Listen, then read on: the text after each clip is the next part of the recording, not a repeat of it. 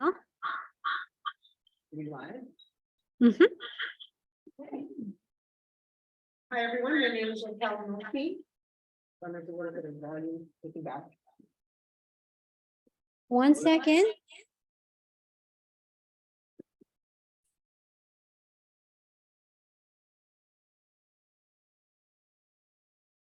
All right. What's coming from your phone? Yeah, just sign.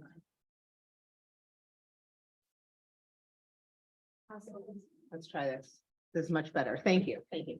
Okay, so my name is Raquel Milstein. I am an immigration lawyer, and I have been practicing immigration law for well over 20 years.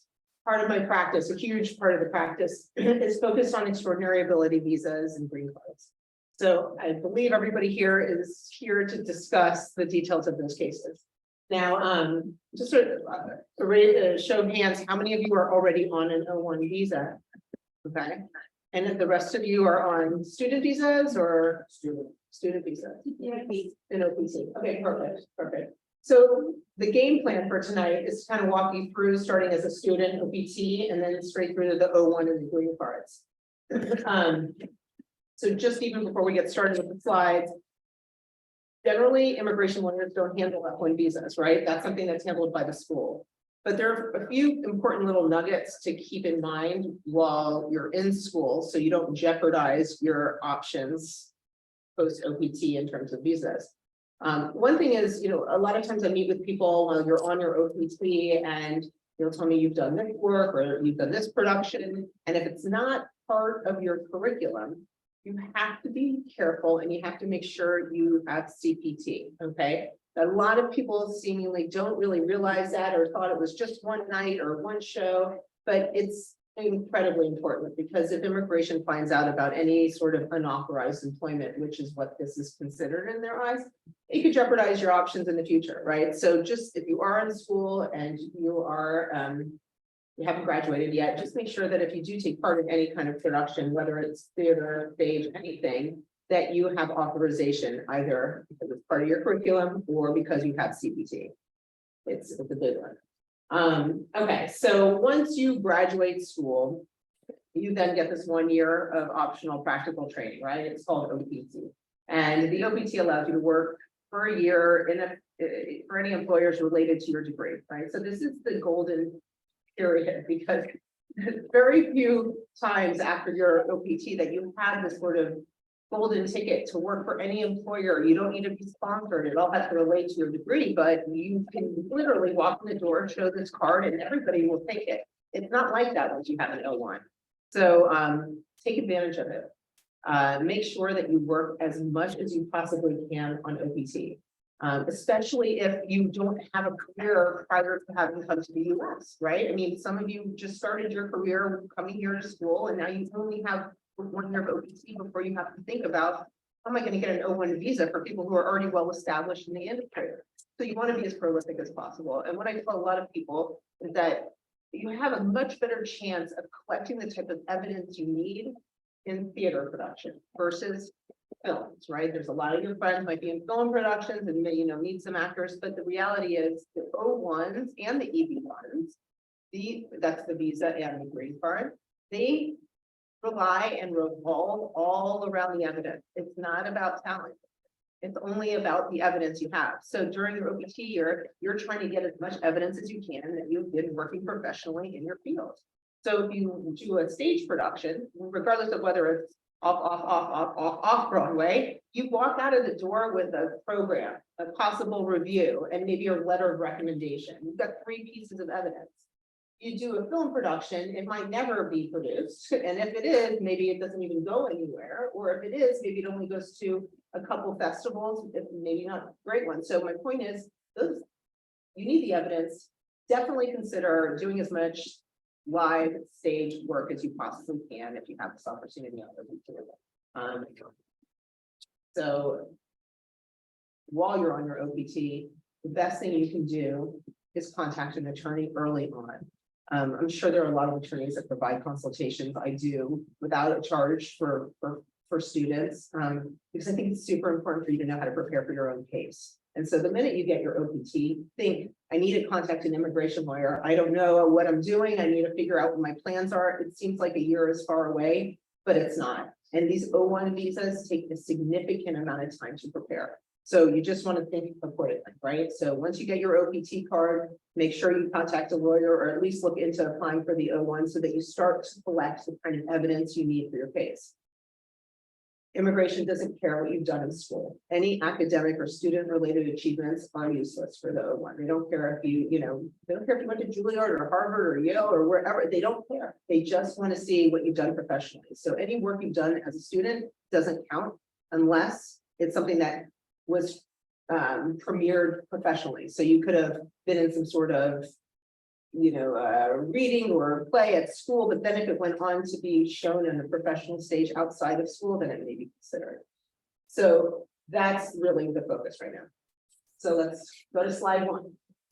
So O1s are available to all professions, right? A lot of people call it the artist visa. It's not, it's for all professions. There's 2 different types. There's an O1A. The O1A is for people in sciences, education, athletics, business. Okay, we're not talking about the O1As today. We're talking about the O1Bs. The O1Bs are for people in the arts or people in major motion picture and television.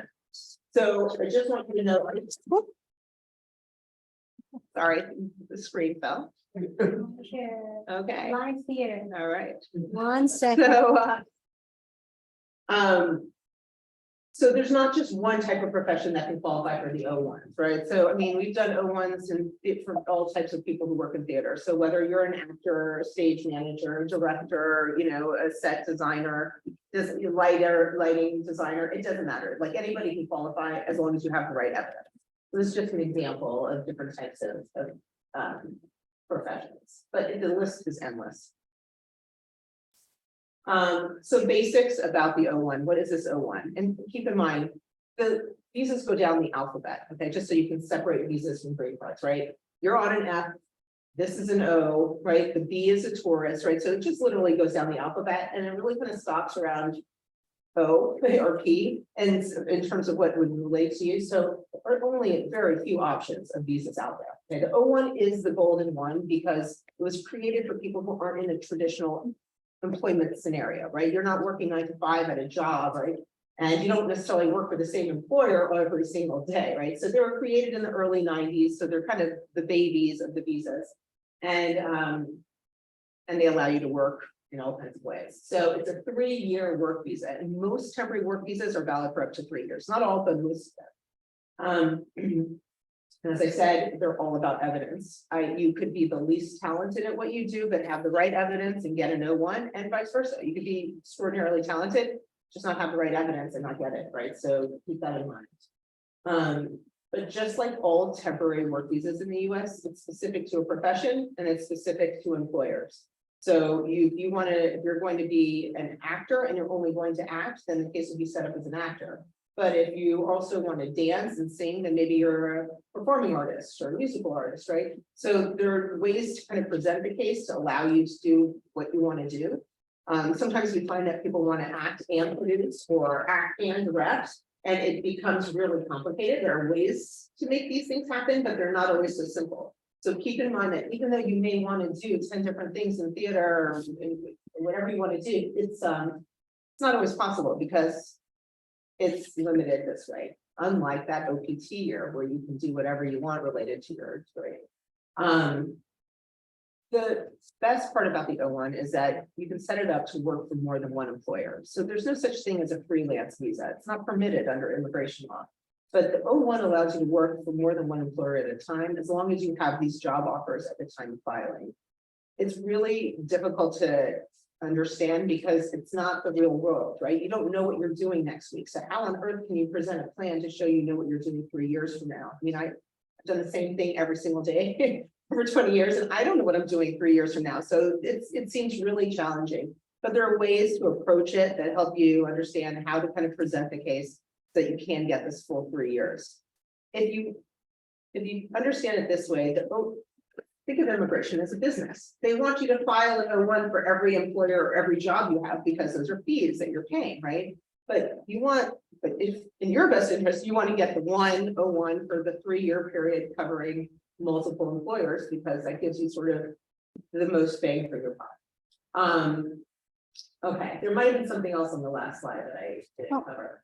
Right, and so I did say you need to allot sufficient time for your O1. So not only do you contact an attorney right when you get your OPT, but keep in mind it takes about 6 months from start to finish. Okay, for us, it takes about 2 to 3 months to prepare a case. No matter how fast you want it to go, that's just the reality. There are a lot of steps involved, and then before we can submit it to immigration, we have to request an advisory opinion from the appropriate unions, right? So it's either equity, actors equity, or fractured atlas, if you're doing live work. So you have to just, I can't stress it enough. Evidence and time is really the two issues that you need to focus on when you're in the PT. Okay, we can go to the next slide. So I tell anybody I speak to that you're really only responsible for 4 components of the case. The O1s can be overwhelming because you're bombarded with information left and right, and they seem so confusing, but really at the end of the day, you're only responsible for 4 things. You're responsible for finding your US petitioner. What is a petitioner? A petitioner, some people call it a sponsor. The petitioner in a standard work situation, you're a lawyer coming to work at Milstein Law Group. Milstein Law Group is your employer petitioner. You could have the same thing. Rattlestick, you're coming to work at Rattlestick, you're going to be working as a resident actor for the next 3 years, they would be your employer petitioner. But what I've seen is most people want a multiple employer O1, so you can work for different employers. In that situation, you have other options for a petitioner. They're not necessarily your employer. I'm going to get into that. So you only have to find your US petitioner. You have to secure the work offers, right? No lawyer should be securing your employment offers for you, right? Either you do it or your agents do it, but you want to have these deal memos or job offers. You have to provide the law firm with all your evidence of extraordinary ability. And then finally, you have to get recommendation letters signed. So that's how you break it down. Those are the 4 components you end up having to deal with. Go to the next. Okay. So I break the O1 into 2 parts. 90% of the case is focused on your past professional achievements that are all documented with awesome evidence. The remaining 10% is focused on what are your plans in the US? What are you doing for the next 3 years, right? The petitioner and the work offers. So this is how it's broken down. So you need this petitioner, they have to sign the paperwork for your case. When they sign the paperwork, they're saying, okay, everything is truthful and legit. If you're going to work for multiple employers, your petitioner can be anybody who's US entity. So literally any US citizen, any US green card holder, or any US company. So I try to encourage people to pick somebody who you trust. Immigration doesn't care what their reputation is. They don't care if they're in your field of work. All that matters is that you trust this person, because at any time they can send a letter to immigration and say, I want to withdraw the case, and you're out of a visa and you're out of status and you're sweating bullets. So I don't know why people get so focused on finding somebody who has some sort of stature in the field, but that is so irrelevant. They don't look at it. They don't care about it. All they want to see is a copy of the passport or the green card. So if you have a cousin, an uncle, best friend, whatever it is, you pick the person you trust. That is the only consideration in my point of view. They are, like I said, they just sign the paperwork for the case. When they do, they're verifying that the information is accurate and true. Once the case is approved, they really are not part of anything. There's no financial considerations, no tax implications, no legal consequences. So there's really no skin off their back to do this. Lots of law firms have like a company that can act as a petitioner. I'm just throwing that in there if you can't find one. That's how little the responsibilities are for the petitioner. Key here is that, so you have this one petitioner, but now you still need employment offers, right? You still have to show that you have work plan to do, because it's a work visa at the end of the day. So you want to have at least 2 job offers for future work. And if you want a 3-year visa, those job offers have to span 3 years. If you only have a job offer for 1 show coming up and it's for 2 months, you're getting a 2-month visa. So there's important to plan this accordingly. And this is another thing that you really should be doing on OPT, is really trying to establish relationships with as many people as you can in the industry, because these people may be able to offer you some potential work in the future.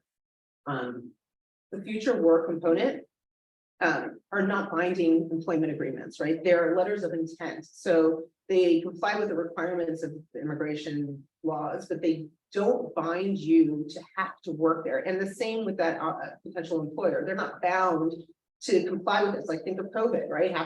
Everybody whose productions were canceled. So there's room for flexibility in these. So should plans change, should the schedules change, you're not at all at risk for violating your status just because these changes occurred. Sometimes productions run out of money and the production doesn't happen at all. But the most important thing is that you do have multiple job offers so that you have alternatives to work while you're on this O1 visa. So if something falls through, you're still okay. You don't have to sweat your visa status. You can continue working with the other employers. Okay, so that's the 10%, right? But now we're going to focus on the 90%. This is really qualifying for the O1. So it's either you have one big huge award, you won an Oscar, you won a Grammy or a Tony, or like most people, you meet 3 out of these 6 categories. So the next slide is I organize these categories in like most commonly used to least commonly used. So I'm going to just break it down, okay? So the national and international recognition is where you hear when people say, do you have press about you? Do you have any media coverage? That's only for that one category, okay? And that category can be also satisfied if you write. So if you don't have press about you and you're an actor, you need press. Hands down, whether or not it should be fit this way, immigration officers read these actor cases constantly. You don't have press coverage. It's going to be a really tough battle. I'm not saying it's impossible, but it's strongly encouraged to get press if you're an actor. But if you're not, if you're a set designer or a lighting designer or manager, you don't always get the media attention. But you can also still satisfy that same category by writing about theater. So you could publish articles, and you could be your own critic, or you can, write articles about any kind of theater work or acting work, or whatever kind of work that relates to what you do in theater, and publish those articles and satisfy that category. So, I mean, I work with a lot of, let's say, journalists or even writers, right? I mean, dramaturgs, anybody who's involved in writing or script writing, you can maybe branch out and try to have other types of articles written as well that are published when you get that category. The next category is all letters of recommendation from experts in the field. So if you have some great contacts, you want to maintain those relationships because you're going to need them to provide recommendation letters. Those are what expert testimonials are. They're letters of recommendation from experts in the field, people who have significant experience. The next 2 categories overlap a lot, so we tend to argue them similarly because they both require evidence of your lead or starring critical role, but one is for productions or events and the other is for organizations. So a lot of times, like Rattlestick Theater will have present a production here, right? So you can argue both at the same time. Those are generally argued for all types of theater cases. It's a connect the dots. It's a letter of recommendation from someone on the production combined with evidence of the reputation of the organization or event. So those are generally the most common ones used. The 5th one is commercial or critically acclaimed success. That's based on the success of the production, right? So if it was a box office sales or ticket sales, things like that, or if it had crazy, amazing reviews, you can argue that one. And lastly, is high salary or high remuneration, because that just doesn't happen that often at this stage. Okay, next slide. Okay, so what kind of evidence? I kind of hit on this. I'm going to go through this pretty quickly, but media coverage about you and about your work is essential. A lot of people say, you have to have press coverage, and then they send me their articles and you're like listed as part of the cast. That's not press coverage. That's evidence that you were part of the cast of this production that took place, but like it's not press coverage about you. When we're asking you if you have press coverage, those are sort of features, interviews, discussions about your performances or your work. So it's really great to have that kind of press. And keep in mind that all this evidence can come from anywhere in the world. The only part of the case that has to be US is that petitioner, right? Your sponsor. Everybody else, every other piece of evidence for this case can be from another country, including job offers. You can be hired by a Canadian production who wants you to do work in the US for them on one of their productions. So you have a lot of sort of flexibility. So my point really is that if you have better connections back home to get media coverage about you, by all means use them, because you want to get as much coverage as you can. Remember, immigration knows you're here as students, and usually when you're here as a student, you're relatively young, with maybe you don't have the longest career, or you don't have 20 years of work experience. So we're not out to hide that. We're just out to sort of expose and focus on the professional work you've done. And so it's really important to try to have as much evidence of your professional work. Again, not student related. Can't tell you how many times I get student related. Anyway. So then there's media exposure, so works that you've written, awards or prizes. So if you go to immigration loves festivals, theater festivals, fringe festivals, obviously film festivals, if you get selected for any awards, nominations count for O1s. They're a big deal. So all of these kinds of selections are really important. And then obviously programs, playbills, advertisements. What's interesting is about a month ago, immigration sort of expanded the type of evidence they want to see for these types of O1s.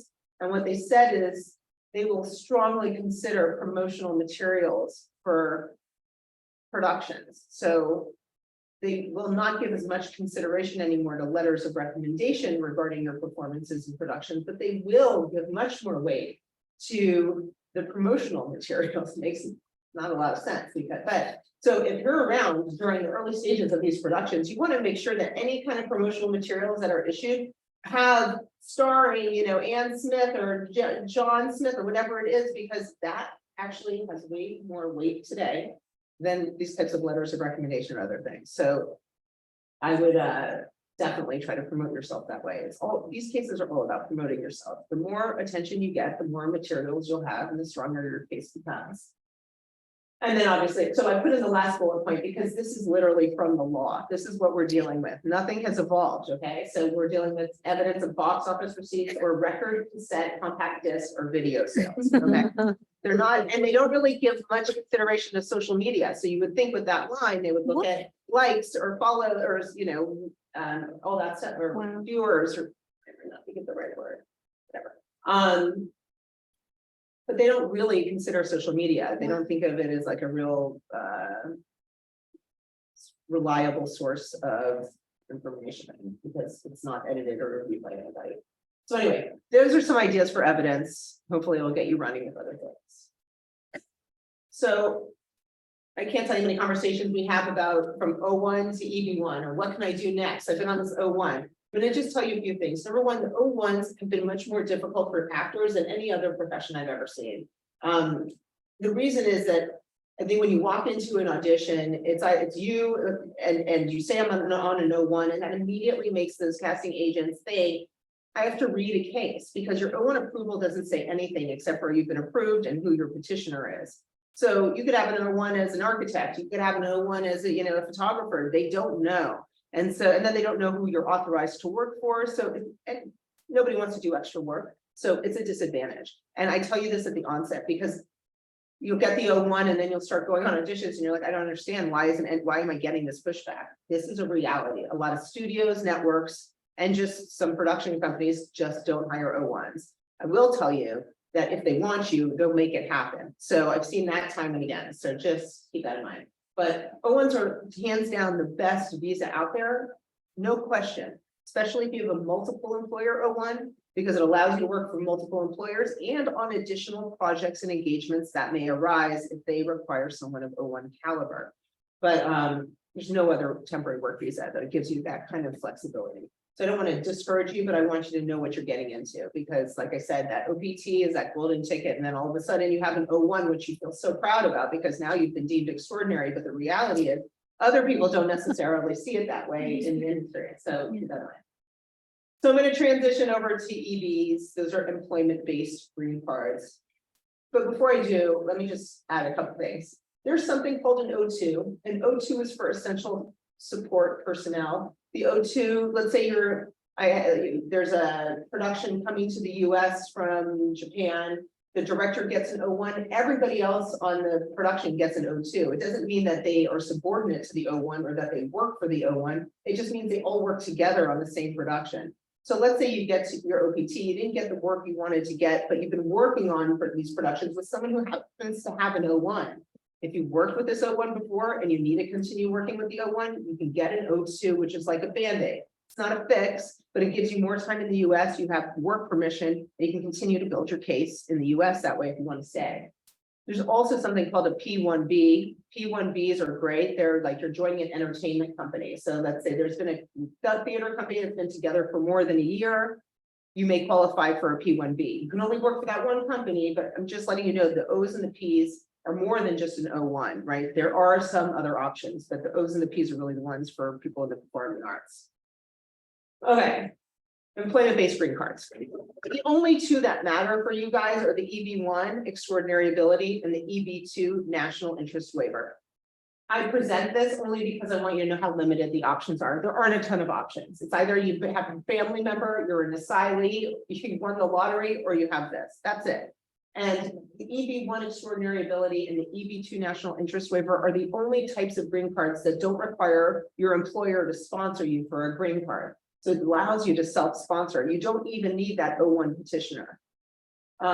So this just explains the different types, right? So most of them don't apply. And yeah, so those two are the ones we're going to talk about. So the next slide. Okay.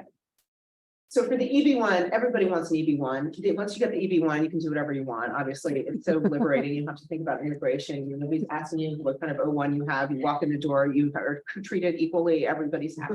But they're really hard to get. But there are ways to kind of plan for it that are really important. So like I said, EB is employment-based first preference, okay? For every green card, you need a basis, right? You have heard of people marrying US citizens. That's a family basis, and FB, right? So that's a basis for a green card. These are bases for green cards. So it's not a green card, it's how you get to getting a green card. So the EB1 is similar to the O1, but it has 10 categories. You've got to meet 3 out of the 10. These 10 categories apply to every profession. So some of them just don't make sense for you, right? Like you're not going to have scholarly articles, in academic journals necessarily. Some may, but that's not going to be that common.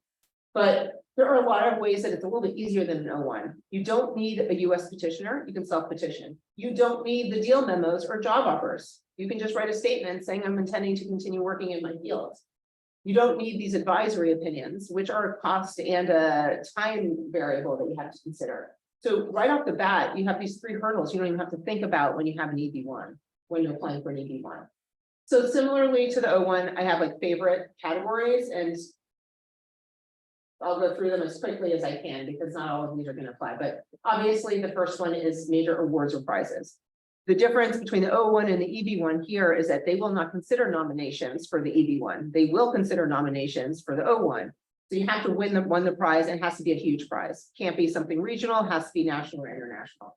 They push back on awards all the time. We've had cases where someone won Academy Award, they didn't think it was enough. I just got to take back on somebody who won 2 Emmys, and they're saying that she didn't win them. And it doesn't make any sense. So I'm just saying the immigration service is kind of wacky. Not everybody there, I'm sure there's good officers out there, but but a lot of the times there aren't. So keep that in mind. So the awards and prizes category is one of the toughest ones.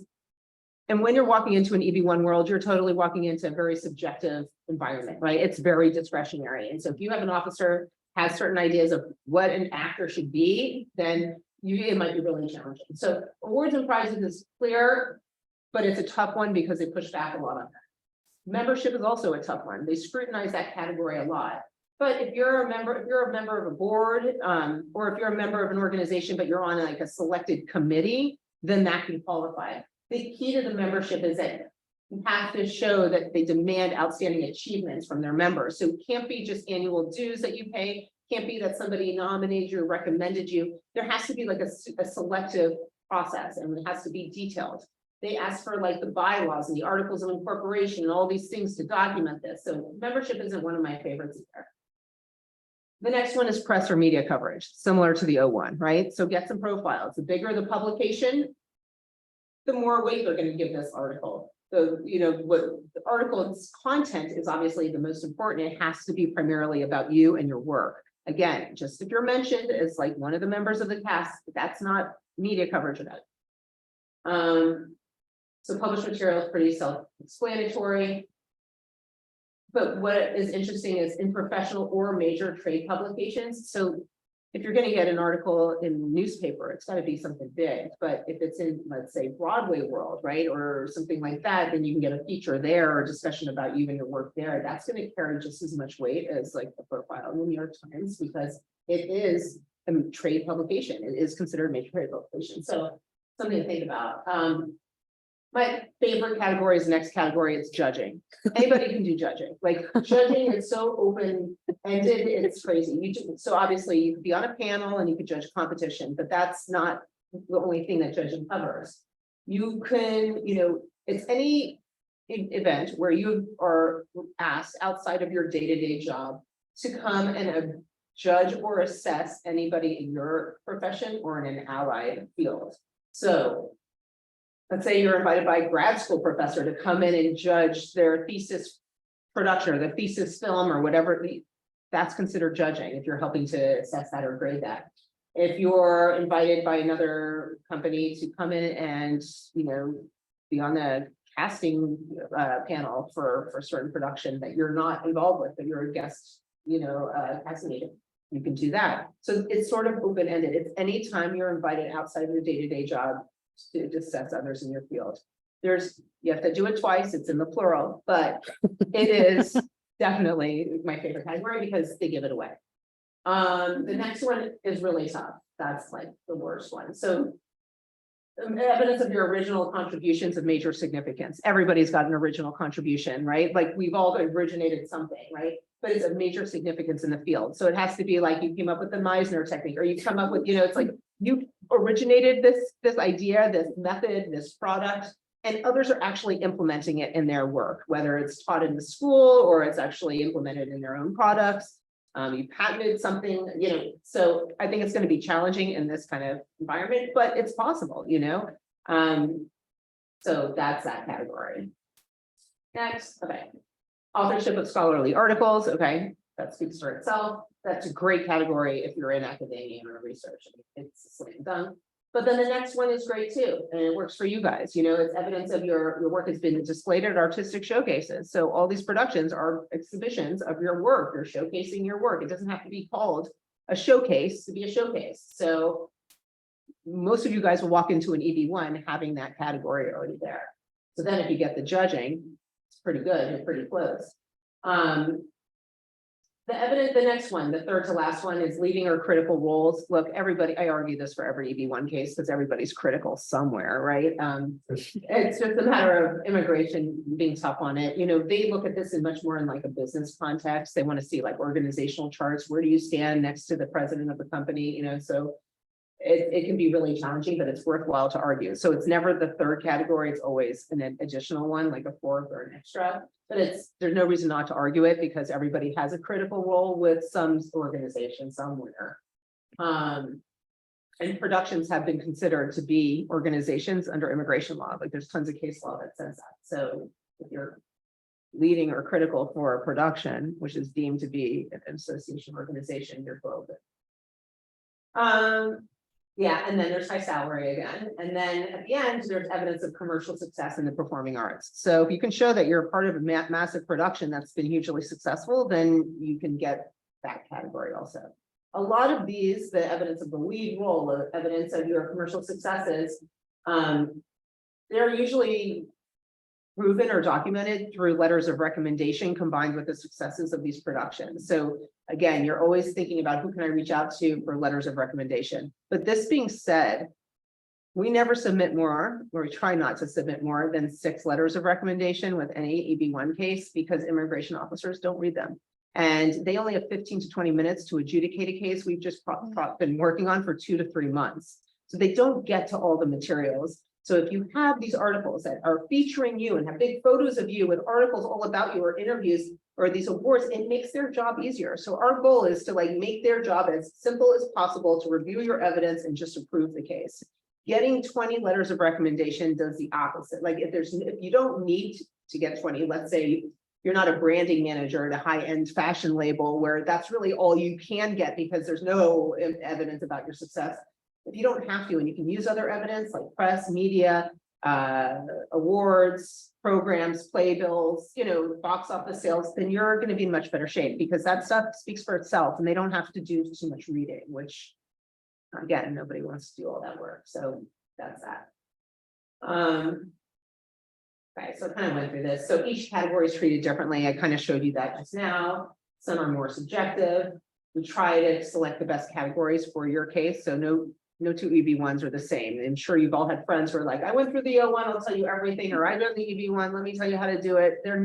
None are identical. So I would try not to listen to them. And also don't Google this stuff. It's so tempting. It's just like right there. And all you have to do is hit like enter, but like It's usually all wrong, you know, unless you're looking at like an immigration website or something reputable. There are so many people who want to share their information with you that just only know their own personal experience, you know, and it's not accurate. So try as best you can, just call lawyers and speak to them who know how to prepare these cases. I'm telling you, you will be so much better off doing that.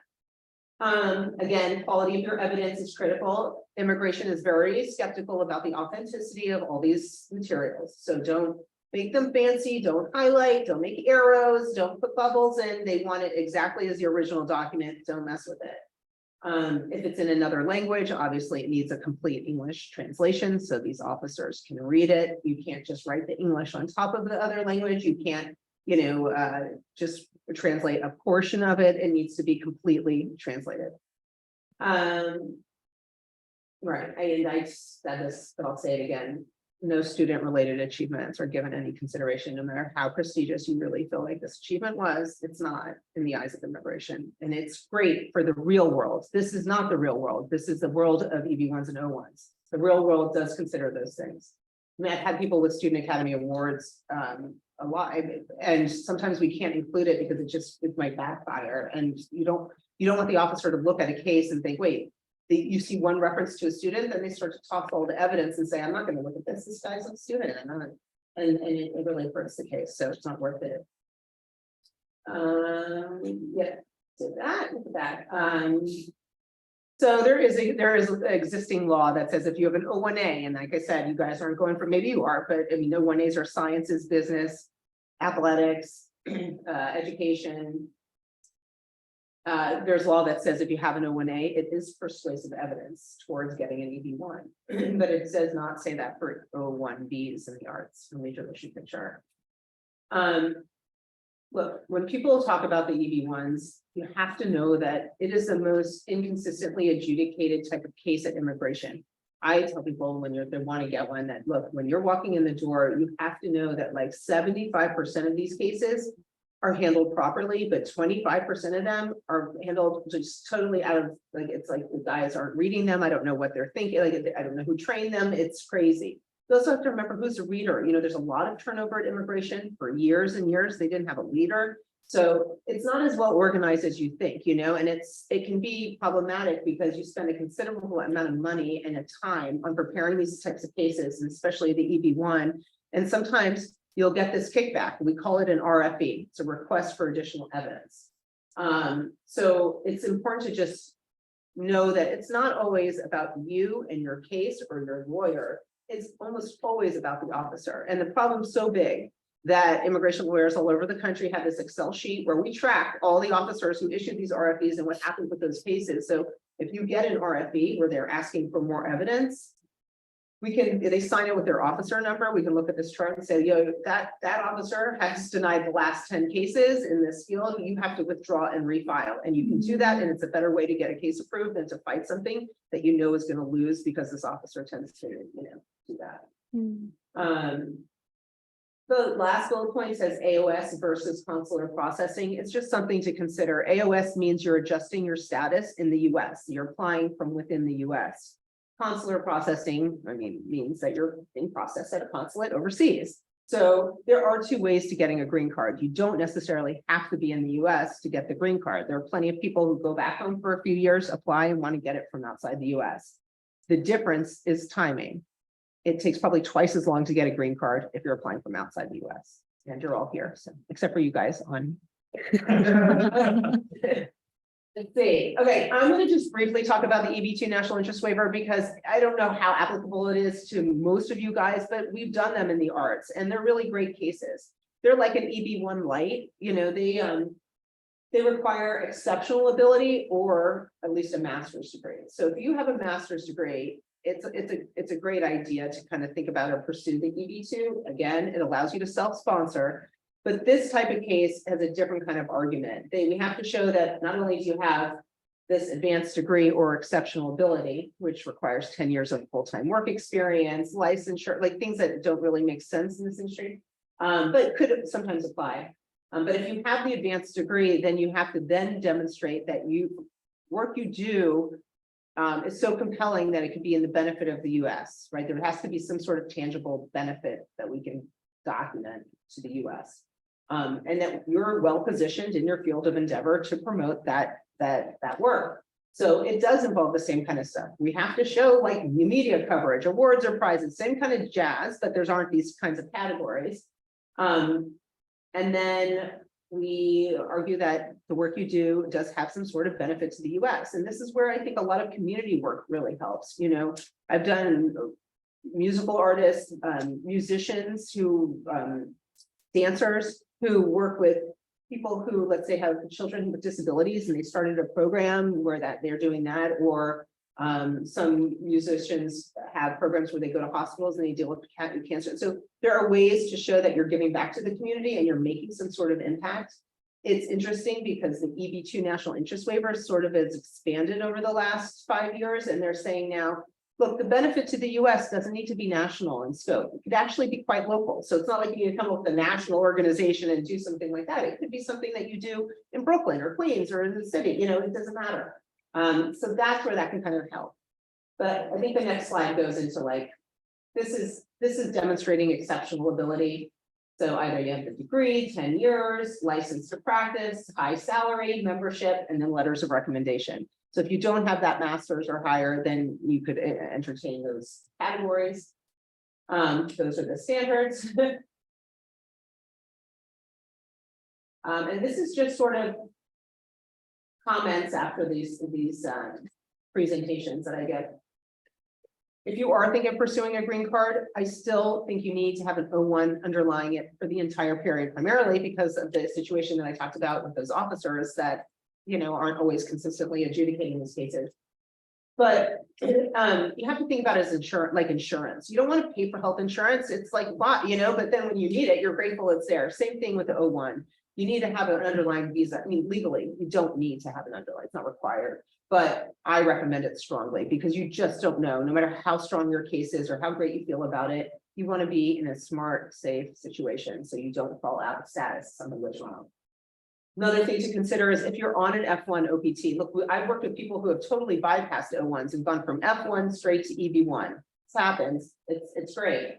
But you have to remember when you're a student, you said to immigration when you came through the border, I'm going to return home afterwards. This is only temporary. So you had to demonstrate your temporary intent, whereas clearly a green card is permanent residence. So there's a conflict. So you want to keep that in mind. It's doable, but there are things to consider. So you definitely want to talk to a lawyer about that. And so you guys aren't STEM, maybe some of you do some kind of like technical music or lighting or things like that for stage, but I'm a huge advocate for like utilizing all immigration benefits you can possibly take. So even if you're like a student, you want to jump off of it and just go straight to an O1, why would you? You get this benefit that's amazing. So definitely consider using all the immigration benefits you get before you start switching over. Again, timing, think about timing.